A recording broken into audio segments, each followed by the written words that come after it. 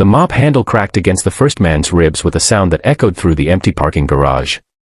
Marcus' chin moved like water, his janitor's uniform still damp with cleaning solution as 3 more attackers closed in around the terrified woman pressed against her car. In 42 seconds, it was over. 4 men lay groaning on the concrete while Marcus calmly asked if she was okay, his hands steady despite what he'd just done. When CEO Victoria Hartwell watched the security footage the next morning, her coffee cup slipped from her fingers. Because the quiet janitor who'd worked in her building for 3 years, the single dad everyone barely noticed, had just moved with the precision of someone who'd spent decades mastering something far beyond mopping floors. Before we continue with this incredible story, I'd love it if you'd subscribe to Sage Stories and hit that like button. We share real stories about everyday heroes and moments of human kindness that restore your faith in people. Drop a comment and let me know what you think as this story unfolds. Now, let me tell you how we got here. Marcus Chin arrived at Hartwell Industries every evening at 6, just as the last employees were heading home. He pushed his cleaning cart through the gleaming halls of the tech company's headquarters with the same quiet efficiency he brought to everything. His daughter Emma was 11 now, and their routine was sacred. He'd pick her up from after-school care at 5:30, help her with homework in the building's break room while she ate the dinner he'd packed, then she'd read or draw at his supply closet desk while he cleaned. By 9, they'd take the bus home to their small apartment in Riverside. The other janitors talked during breaks, but Marcus mostly listened. He'd smile and nod, offering a kind word here and there, but he never shared much about himself. Just that he was raising Emma alone, that he was grateful for the job, that he hoped to give his daughter a better life. People assumed he was shy. They had no idea that silence had been trained into him over 2 decades of service they couldn't imagine. Emma was his entire world now. Her mother had died when she was 3, leaving Marcus to figure out fatherhood alone. He'd left behind everything he knew, everything he'd been, to become the parent she deserved. Some mornings, watching her practice violin with the concentration of someone twice her age, he wondered if she got that focus from him. But he never talked about before. Before was a different man, a different life, a different Marcus who'd served his country in ways that left scars you couldn't see. Victoria Hartwell rarely stayed late, but quarterly reports demanded her attention that Wednesday evening. She was reviewing projections when she heard raised voices from the parking garage. Her office window overlooked the employee lot, and what she saw made her blood freeze.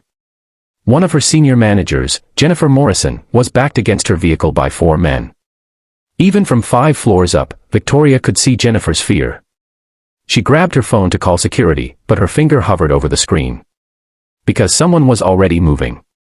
A figure in a gray uniform, pushing a cleaning cart, had stopped at the garage entrance. For just a moment, the figure stood perfectly still, assessing. Then the cart was abandoned and Marcus Chen was walking toward the confrontation with a mop in his hands. What happened next lasted less than a minute, but Victoria couldn't look away. Marcus moved like nothing she'd ever seen outside of movies. The first man went down from a strike she barely registered. The second rushed him and somehow ended up face first on the concrete. The third and fourth attacked together, and Marcus flowed between them like smoke, that mop becoming an extension of his body. Each movement was precise, controlled, devastating.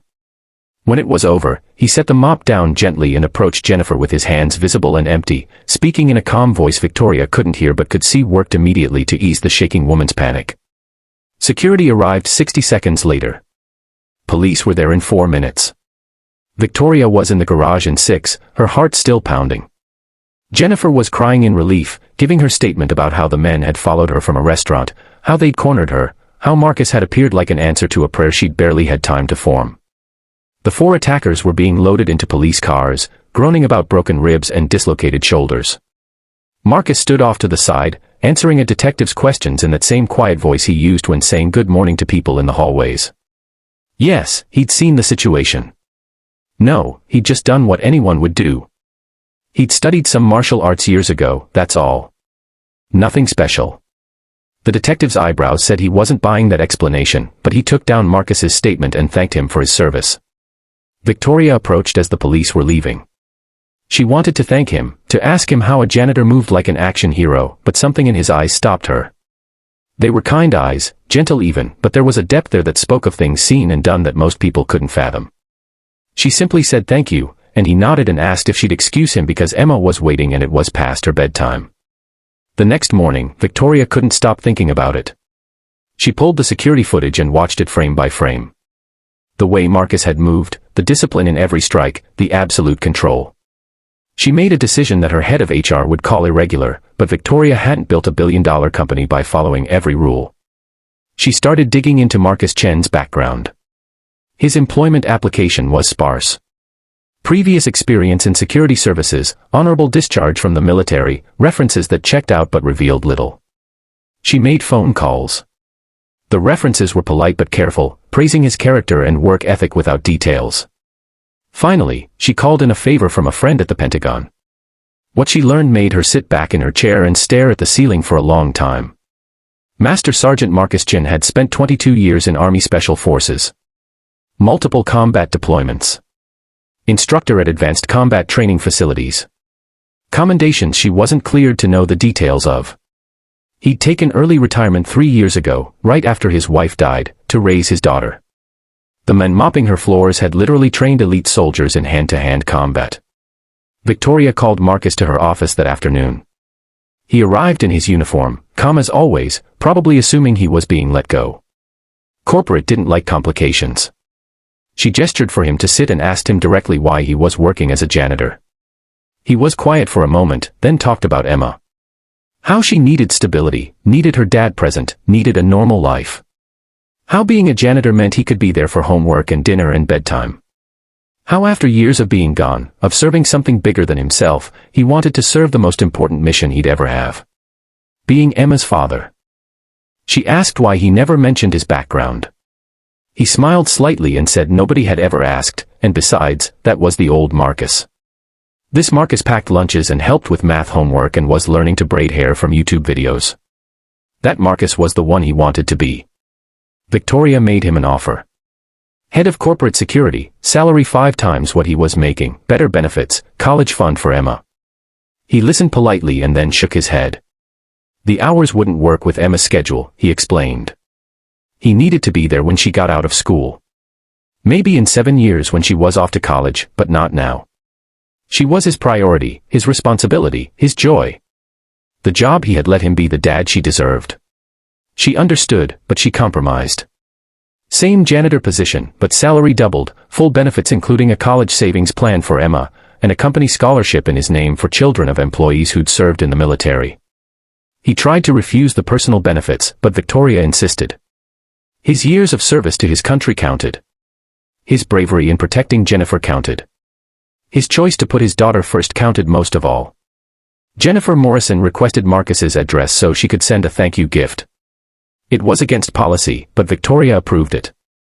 When Jennifer saw the modest apartment building in Riverside, she understood more about the men who'd saved her. She left a basket of homemade cookies with a note that made Marcus tear up.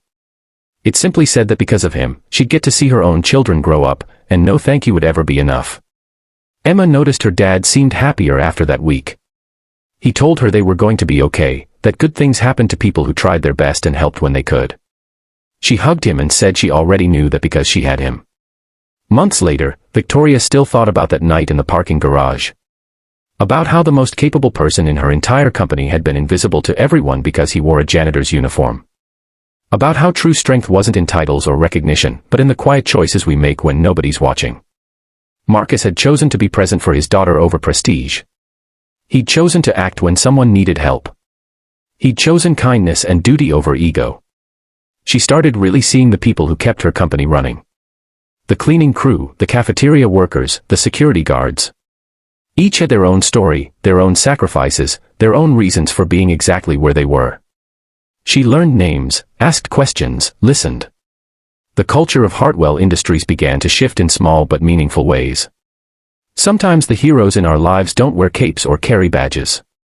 Sometimes they push mops and pack school lunches and braid their daughter's hair from YouTube tutorials. Sometimes they've done extraordinary things but choose ordinary lives because that's where real meaning lives. Marcus Chen taught Victoria that success isn't measured in quarterly reports or corner offices. It's measured in being there for the people who count on you, in doing the right thing when it would be easier to walk away, in choosing love over glory every single day. He never sought recognition for who he'd been. He was too busy being exactly who his daughter needed him to be. And in that choice, he was more heroic than he'd ever been in uniform. If you've witnessed everyday heroism or experienced a moment where someone's kindness changed everything, share your story in the comments. The world needs more reminders that goodness still exists in quiet corners, in unexpected people, in moments when someone simply chooses to care.